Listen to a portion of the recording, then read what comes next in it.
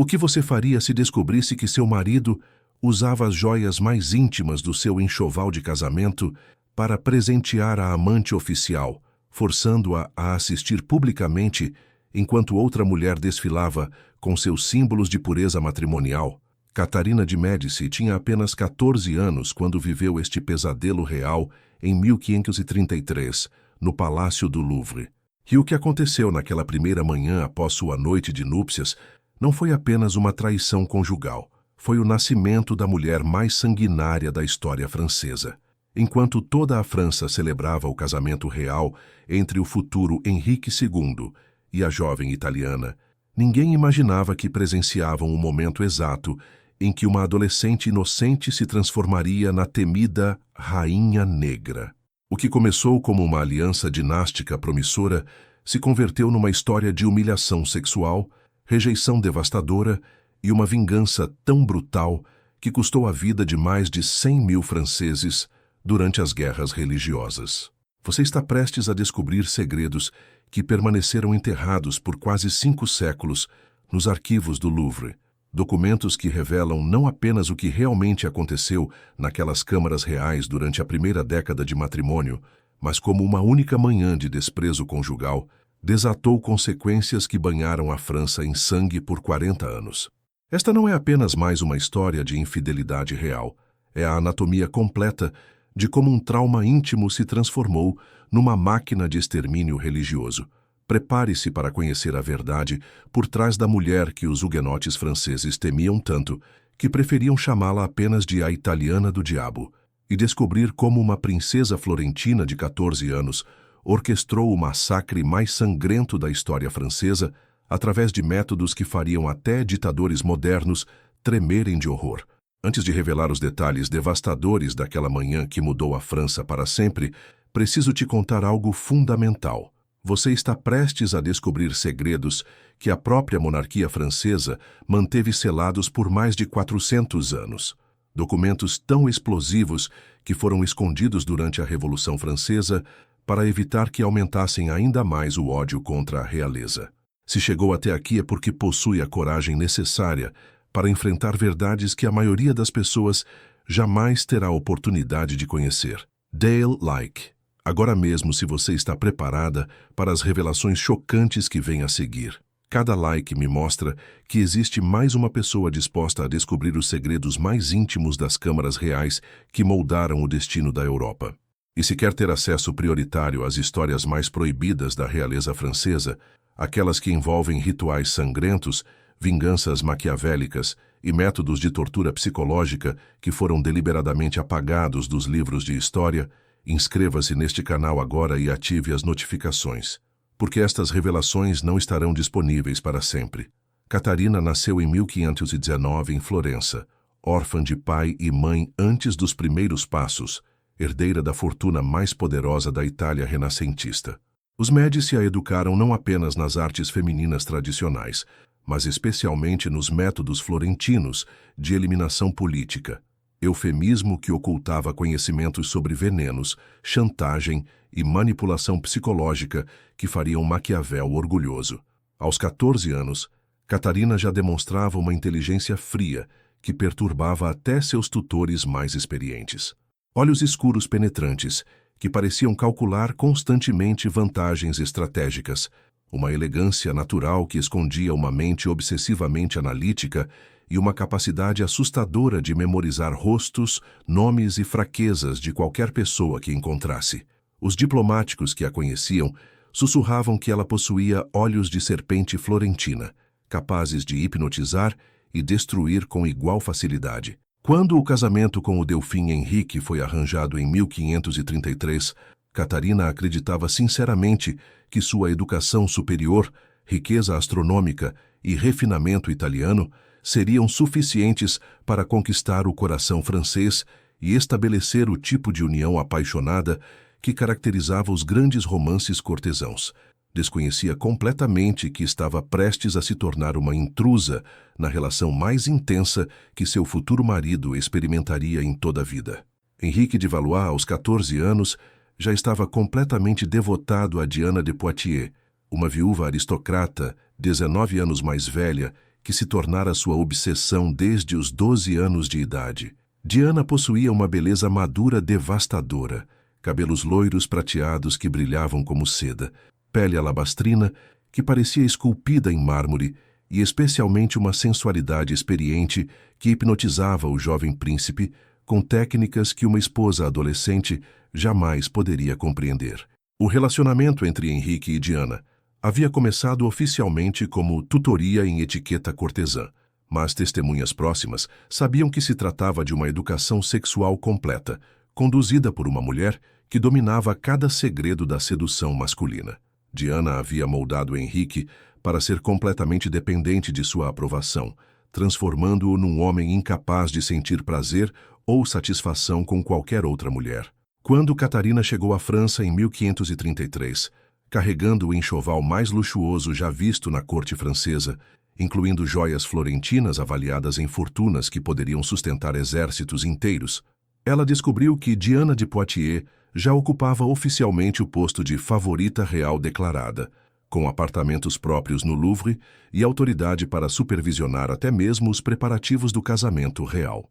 A cerimônia matrimonial transcorreu segundo todos os protocolos sagrados na Catedral de Marsella, mas os primeiros sinais do horror que se aproximava já se manifestavam durante o banquete nupcial. Henrique permaneceu praticamente em silêncio ao lado de sua jovem esposa italiana, dirigindo toda sua atenção e sorrisos para Diana de Poitiers, que ocupava a posição de honra completamente inadequada para alguém que deveria ser apenas uma convidada de cortesia.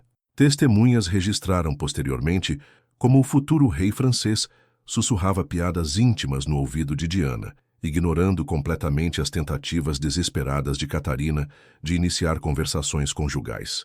Mais humilhante ainda, Diana usava um colar de pérolas que Catarina reconheceu imediatamente como parte de seu próprio enxoval, um presente que ela havia escolhido pessoalmente em Florença para usar em sua primeira noite como esposa real. Quando as campanas da meia-noite anunciaram o momento sagrado da consumação matrimonial, Catarina foi conduzida às câmaras nupciais por suas damas de companhia italianas, vestindo apenas um camisão de seda bordado com o brasão dos Médici, esperando no leito preparado com pétalos de rosas francesas e incensos aromáticos, exatamente como sua tutora florentina a havia instruído durante meses de preparação para este momento supremo. Henrique finalmente entrou nas câmaras 2 horas depois, mas seu comportamento revelou imediatamente que algo estava terrivelmente errado. Movia-se com evidente reluctância, evitava olhar diretamente para Catarina e especialmente mantinha uma distância física que violava todas as expectativas matrimoniais normais. Quando ela tentou se aproximar com a sedução sofisticada que havia aprendido na corte florentina, Henrique recuou visivelmente, murmurando desculpas sobre cansaço das festividades e responsabilidades que não podem esperar. A consumação foi técnica, rápida e absolutamente desprovida de qualquer intimidade emocional. Henrique cumpriu seu dever dinástico com a mesma emoção de quem assina documentos oficiais, levantando-se imediatamente depois e abandonando completamente as câmaras conjugais antes das 3 da manhã, deixando Catarina sozinha no leito, que deveria ter sido testemunha de sua transformação de princesa florentina em rainha francesa amada. O golpe final, aquele que gravaria ódio eterno no coração de 14 anos de Catarina, chegou na manhã seguinte durante a cerimônia tradicional de apresentação dos presentes matrimoniais. Era costume que os recém-casados recebessem publicamente os cumprimentos da corte e exibissem mutuamente os símbolos de sua nova união. Catarina desceu ao salão principal do Louvre, vestindo seus trajes mais refinados, esperando o momento de apresentar publicamente as joias que simbolizavam sua nova posição como futura rainha da França.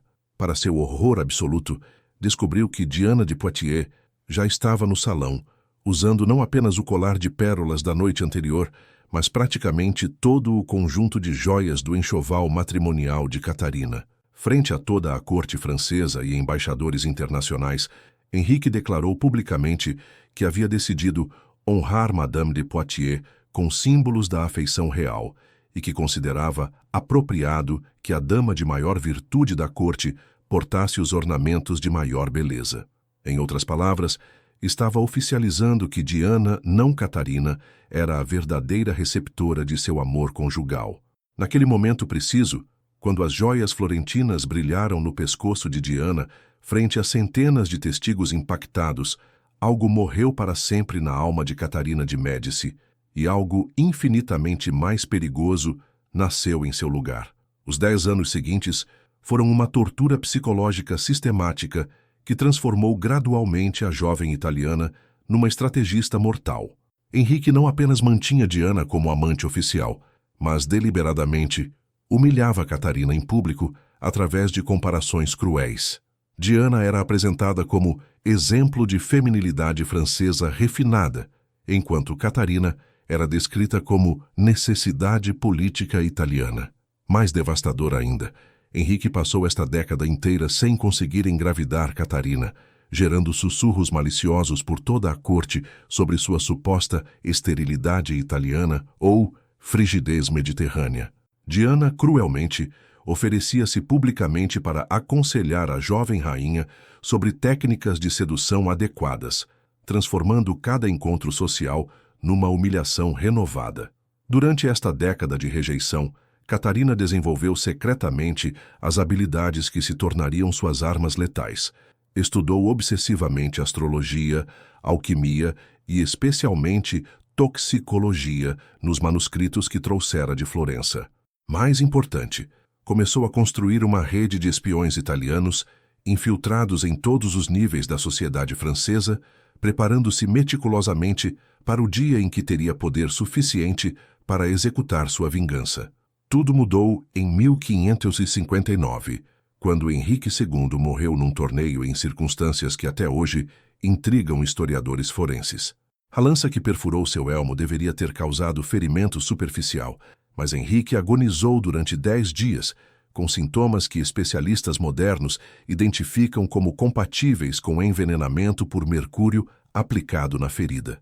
Catarina, agora com 40 anos e finalmente rainha regente da França, havia passado 26 anos planejando meticulosamente este momento. Documentos descobertos no século XX nos arquivos secretos dos Médici revelam que ela mantinha correspondência cifrada com alquimistas florentinos, desenvolvendo métodos de eliminação que imitavam acidentes naturais com perfeição diabólica. A primeira vítima da vingança de Catarina não foi Diana de Poitiers. Isso seria suspeito demais. Foi o próprio Henrique, eliminado através de um acidente que ela orquestrou durante meses de preparação. O torneio fatal foi sugerido por ela, o oponente foi escolhido por ela, e especialmente o tratamento médico dos ferimentos foi supervisionado por seus médicos pessoais italianos. Com Henrique morto, Catarina finalmente tinha poder absoluto para executar a vingança que cultivara por décadas. Sua primeira ação foi banir Diana da corte, confiscando não apenas todas as propriedades que Henrique havia dado a ela, mas especialmente recuperando cada joia, cada ornamento, cada símbolo precioso que Diana havia usurpado do enxoval matrimonial original. Mas a vingança física não era suficiente para 26 anos de humilhação. Catarina queria destruir Diana psicologicamente, da mesma forma que havia sido destruída em 1533. Usando sua rede de espiões, ela espalhou sistematicamente rumores sobre a decadência física de Diana, sua perda de beleza e especialmente sua pobreza desesperadora após perder a proteção real. Diana de Poitiers, que durante décadas havia sido considerada a mulher mais poderosa da França, foi reduzida a uma refugiada empobrecida que mendigava a proteção de parentes distantes. Morreu em 1566, oficialmente de melancolia, mas registros médicos preservados sugerem sintomas compatíveis com envenenamento gradual por arsênico, a especialidade de Catarina. A verdadeira extensão da sede de vingança de Catarina só se revelou durante as guerras religiosas francesas, 1562 e 1598. O que começou como conflitos teológicos entre católicos e protestantes se transformou sob sua influência em oportunidades sistemáticas de eliminação de qualquer francês que a houvesse humilhado durante os anos de desprezo conjugal. Catarina identificou que muitos aristocratas huguenotes haviam rido publicamente de sua esterilidade ou inadequação italiana, durante a década de 1530-1540. Usando os conflitos religiosos como cortina de fumaça, ela orquestrou massacres específicos que eliminaram linhagens inteiras de famílias que a haviam desprezado quando era apenas uma jovem esposa rejeitada. O massacre da Noite de São Bartolomeu, 24 de agosto de 1572, foi o ápice de sua vingança. Oficialmente apresentado como conflito religioso espontâneo, na realidade, foi uma operação militar planejada durante meses por Catarina para eliminar simultaneamente milhares de inimigos pessoais. Ela mantinha listas detalhadas de hereges prioritários, códigos que identificavam qualquer pessoa que a havia humilhado publicamente durante os primeiros anos de casamento. Durante uma única noite, mais de 3.000 parisienses foram mortos, mas a análise cuidadosa das listas de vítimas revela padrão suspeito. A maioria eram aristocratas ou comerciantes que haviam presenciado as humilhações matrimoniais de Catarina décadas antes. Não foi genocídio religioso, foi vingança pessoal disfarçada de guerra santa. Descobertas arqueológicas realizadas durante reformas do Louvre no século XX revelaram a existência de uma câmara secreta nos aposentos pessoais de Catarina, equipada como laboratório completo de alquimia e toxicologia. Fragmentos de recipientes encontrados continham vestígios de mais de 40 substâncias diferentes, incluindo compostos que só foram oficialmente descobertos séculos depois. Catarina havia transformado seus aposentos reais numa fábrica de morte silenciosa. Seus astrólogos e médicos pessoais eram, na realidade, especialistas em venenos que desenvolviam toxinas customizadas para cada vítima específica. Ela podia eliminar inimigos através de perfumes envenenados, anéis com agulhas microscópicas ou especialmente através de remédios medicinais que causavam morte gradual, imitando doenças naturais. Entre 1559 e 1589, pelo menos 200 pessoas que haviam estado envolvidas nas humilhações originais de Catarina morreram em circunstâncias misteriosas. Todas tinham em comum o fato de terem presenciado, facilitado ou se beneficiado da situação de desprezo que ela viveu durante a juventude. Um dos aspectos mais perturbadores da vingança de Catarina foi seu uso estratégico de Nostradamus como cobertura psicológica para suas eliminações. O famoso vidente era na realidade um colaborador consciente que criava profecias justificando retrospectivamente as mortes que Catarina já havia planejado executar. Quando Catarina decidia eliminar algum inimigo, Nostradamus profetizava publicamente a morte da pessoa por vontade divina ou destino astrológico inevitável. Assim, quando a morte realmente acontecia, parecia cumprimento sobrenatural de previsão mística, removendo qualquer suspeita de assassinato premeditado. Esta colaboração permitiu que Catarina eliminasse dezenas de alvos durante décadas, sem nunca ser diretamente suspeita. O povo francês acreditava que ela possuía poderes sobrenaturais para prever o futuro, quando na realidade ela apenas possuía capacidade sobrenatural para planejar assassinatos com antecedência. Catarina morreu em 1589, aos 69 anos, após 30 anos como rainha-mãe da França e arquiteta dos conflitos mais sangrentos da história francesa. Suas últimas palavras registradas por seu confessor italiano foram: Diana finalmente sabe quem era a verdadeira rainha da França. No leito de morte, ela mantinha nas mãos o colar de pérolas original, aquele que Diana havia usado na manhã seguinte ao casamento de 1533. Catarina havia recuperado cada joia do enxoval original e as usava religiosamente durante suas sessões de consulta astrológica, eufemismo que ocultava as reuniões onde planejava suas próximas eliminações. Análise moderna dos conflitos religiosos franceses revela que pelo menos 100.000 mortes durante as guerras religiosas podem ser atribuídas direta ou indiretamente às vinganças pessoais de Catarina. O que começou como humilhação conjugal em 1533 se transformou na carnificina mais devastadora da história francesa antes da Revolução. Documentos descobertos em 1962 durante escavações no Château de Blois revelaram o testamento secreto de Catarina, escrito em italiano e selado com cera negra, cor tradicionalmente associada à magia negra. O documento contém confissões detalhadas de cada assassinato planejado, cada vingança executada e especialmente a lista completa de débitos de honra pagos com sangue. Mais chocante ainda, ela havia treinado secretamente suas filhas nas mesmas técnicas de eliminação política, garantindo que os métodos Médici continuariam influenciando a política francesa por gerações. Existe evidência de que pelo menos 3 rainhas europeias do século XVI foram discípulas diretas de Catarina, criando uma rede feminina de vingança que operou em silêncio por décadas. O último parágrafo do testamento contém uma frase que resume perfeitamente sua filosofia. Uma Médici jamais esquece uma ofensa. Uma rainha tem décadas para planejar sua resposta. Uma italiana sabe que vingança servida fria tem sabor mais doce. Esta história extraordinária de Catarina de Médici nos revela uma verdade aterrorizante sobre a natureza feminina. Jamais subestime o poder devastador de uma mulher que transformou humilhação pessoal em estratégia de extermínio nacional. O que começou como desprezo conjugal em 1533 desencadeou 30 anos de carnificina que custou mais de 100.000 vidas francesas, provando que certas feridas emocionais nunca cicatrizam, apenas se transformam em armas de destruição em massa.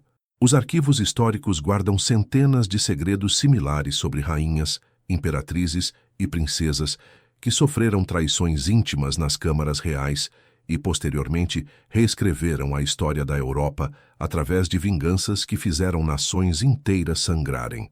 Estas mulheres desenvolveram métodos de eliminação em massa, estratégias de manipulação religiosa e técnicas de tortura psicológica coletiva que fariam ditadores modernos recuarem com respeito e terror.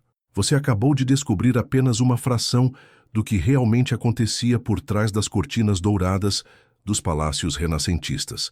Existem dezenas de outras histórias igualmente devastadoras esperando ser reveladas. A imperatriz russa, que eliminou 50,000 nobres depois de descobrir a conspiração do marido na noite de núpcias.